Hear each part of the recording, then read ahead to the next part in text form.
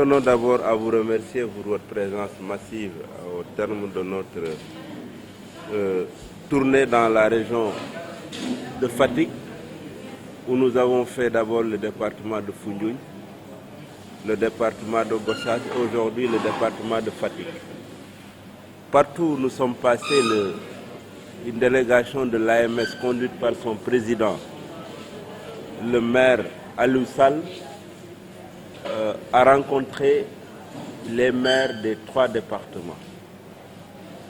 Ces rencontres ont été des rencontres d'échange, de travail, de dialogue et de communication interne au niveau de notre association pour partager des préoccupations de nos communes et de nos administrés. Grande a été notre satisfaction du niveau très élevé des débats, mais de la présence massive de nos collègues qui nous ont accueillis chaleureusement dans tous les 3 départements de la région de Fatick. Le constat, il est unanime, c'est que les maires de la région de Fatick, dans une parfaite unanimité, félicitent et remercient très chaleureusement le président de la République, son Excellence Macky Sall, pour ses réalisations importantes dans la région de Fatick et tous secteurs confondus. Les maires de la région, à côté du bureau de l'AMS, félicitent et remercient son Excellence le président Macky Sall pour la belle initiative qu'il a prise de tenir une rencontre de dialogue avec les élus territoriaux le 10 octobre dernier au Centre international de conférence Abdou Diouf de Diamniadio et de prendre la décision importante d'instituer la journée du 10 octobre comme journée de la décentralisation. C'est pour cela les maires de la région de Fatick s'engagent à soutenir et à jouer leur rôle dans la bonne exécution du PAP 2 du PSE axé sur l'engagement du président à mener à bien les 5 initiatives majeures, les 3 programmes sectoriels et les 5 axes universels communément appelés 5-3-5.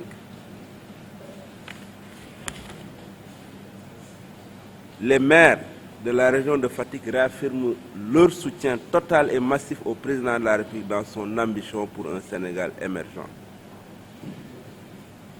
Au vu du travail important que l'AMS a abattu depuis 5 ans et qui ont été couronnés par la brillante organisation de cette belle journée de la décentralisation à laquelle le président Aliou Sall a fait un plaidoyer magistral qui a pris en compte l'ensemble des préoccupations des élus. Les maires de la région de Fatick félicitent chaleureusement le président Aliou Sall pour son engagement et son implication pour la satisfaction des préoccupations des maires. De la région de Fatick félicite et encourage le président et le bureau de l'AMS pour cette initiative courageuse, innovante, qui consiste à effectuer des tournées à la base pour rencontrer leurs homologues et prendre en charge leurs préoccupations. Les maires de la région de Fatick apprécient positivement le travail accompli par le bureau de l'AMS. Ce travail qui a aujourd'hui permis d'accroître considérablement les ressources des collectivités territoriales. Pour exemple, en 2012, quand le président Macky Sall accédait à la magistrature suprême, les transferts composés des fonds de dotation et des fonds de concours étaient de 25 milliards. En 2019, ces transferts s'élèvent à 50 milliards. Ça veut dire qu'ils sont passés du simple au double. En plus des fonds de dotation, une nouvelle taxe appelée contribution économique locale a été pour la première fois allouée aux collectivités territoriales pour une enveloppe de 17 milliards. Ce qui veut dire aujourd'hui qu'un gros effort a été fait par le gouvernement du Sénégal pour allouer en tout cas aux collectivités des ressources suffisantes.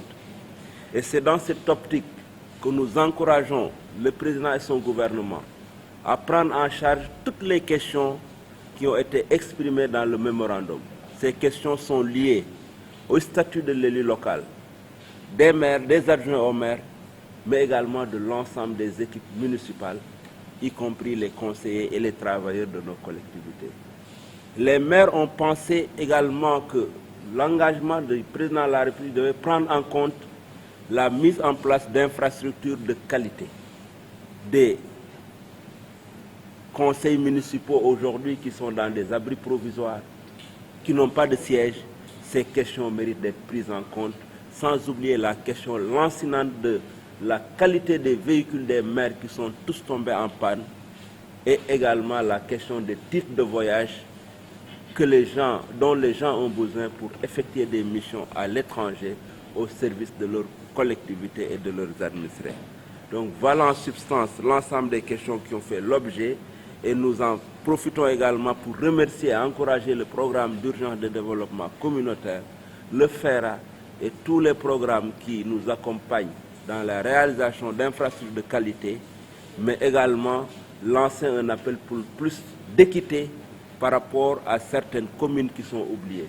Nous sommes enfin revenus sur la question lancinante de l'eau, surtout dans la région du Sine Saloum, où la salinisation de la terre est en train de poser un risque extrêmement grave. Nous avons suivi la situation dans le Foundiougne, mais aujourd'hui le problème devient beaucoup plus global dans la région du Sine Saloum et particulièrement dans le Sine.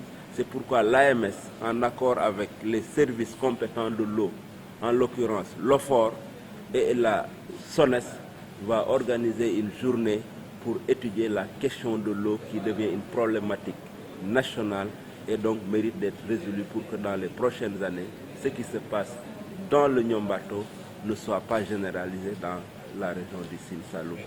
Dans la réponse de sa représentante, Mme Diagne, que nous remercions, je pense que les réponses ont été claires.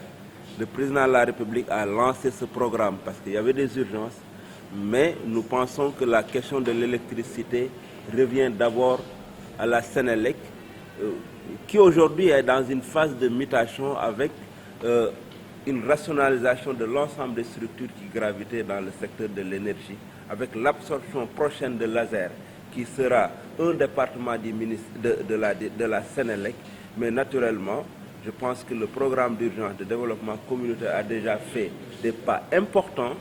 Ils sont dans la recherche de financement complémentaire pour boucler le budget de la deuxième phase qui servira certainement à régler la disparité dans des communes où tu viens. Il y a un seul village, généralement le chef-lieu de la commune, qui est électrifié, ce qui n'est pas juste. Et je pense que c'est des correctifs qui seront apportés. Nous sommes heureux aujourd'hui de constater ces disparités au niveau de la région de Fatick, qui est la région naturelle, la région de naissance du président de la République, parce que c'est le président de tous les Sénégalais, et je pense qu'il est conscient de cela. Des efforts seront faits aussi bien à Fatick que dans les autres départements du Sénégal, parce que nous voulons un Sénégal homogène, nous voulons un Sénégal émergent pour tous et partout, et c'est le sens de la démarche. Mais l'analyse que nous avons faite, c'est que le constat, il est national. L'accès à l'eau aujourd'hui est presque universel. C'est-à-dire dans toutes les concessions, dans tous les villages, vous avez une adduction d'eau. Mais la problématique, c'est la qualité de l'eau et la vétusté des infrastructures. Il ne suffit pas d'avoir un forage ou d'avoir un réseau d'adduction pour se dire qu'on a l'eau. Il faut avoir l'eau en quantité, en qualité. Quand nos collègues maires ont posé la question, la réponse du président Aliou Sall, après concertation, c'est d'en faire une question nationale. Elle est tellement pertinente, nous envisageons de rencontrer les services de l'OFOR, de la SONES, de discuter des modalités d'organisation au niveau national des assises de l'eau, naturellement avec le département compétent. Et naturellement, la question de Fatick sera au cours de l'eau, mais nous ne souhaitons pas qu'elle reste une question circonscrite au niveau de Fatick, parce que cette problématique, on l'a certainement à Kédougou, on l'a à Linguère, on l'a dans le Tambacounda. Nous voulons en faire une question nationale et avoir des solutions globales.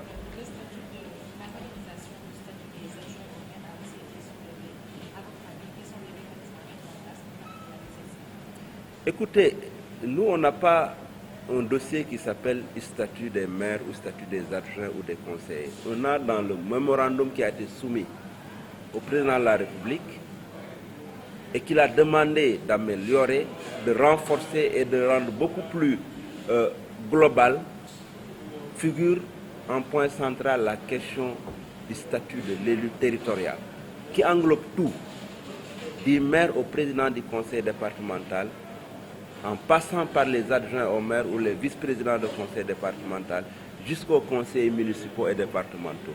Il y a des disparités énormes. Pour l'essentiel des conseils municipaux, beaucoup sont administrés par des adjoints ou des adjointes. Mais quand j'ai dit au président de la République, lors du lancement du dialogue national, que l'essentiel des adjoints au maire ont une indemnité de 50 000 francs, il semblerait ne pas être au courant. Et c'est ça la réalité. Donc la question, c'est de revaloriser de façon globale, au-delà de l'indemnité qu'il reçoit, l'ensemble des avantages liés à la fonction. C'est l'outil de travail, c'est la couverture sanitaire du maire et de ses enfants qui n'ont aucune couverture. Aujourd'hui, je peux m'arranger en tant que maire pour que mes travailleurs municipaux puissent accéder à une couverture sanitaire. Mais si je tombe malade ou mon enfant tombe malade, si je n'ai pas une couverture par ailleurs, ma fonction de maire ne me procure pas une couverture. C'est un package sur lequel nous allons réfléchir et de façon assez responsable, saisir l'autorité que nous remercions parce qu'il a déjà ouvert la voie, il nous a conviés à un dialogue, il nous a écoutés, il nous a entendus, il attend la finalisation de ce mémorandum et de convoquer un conseil présidentiel. Ça fait partie des décisions majeures à partir de début 2020 et naturellement il prendra les décisions opportunes, justes et faisables compte tenu de les moyens de l'État au moment où nous vivons pour que véritablement on rende à l'élu, qu'on rende aux acteurs territoriaux la véritable place qu'ils doivent avoir dans le développement de notre pays.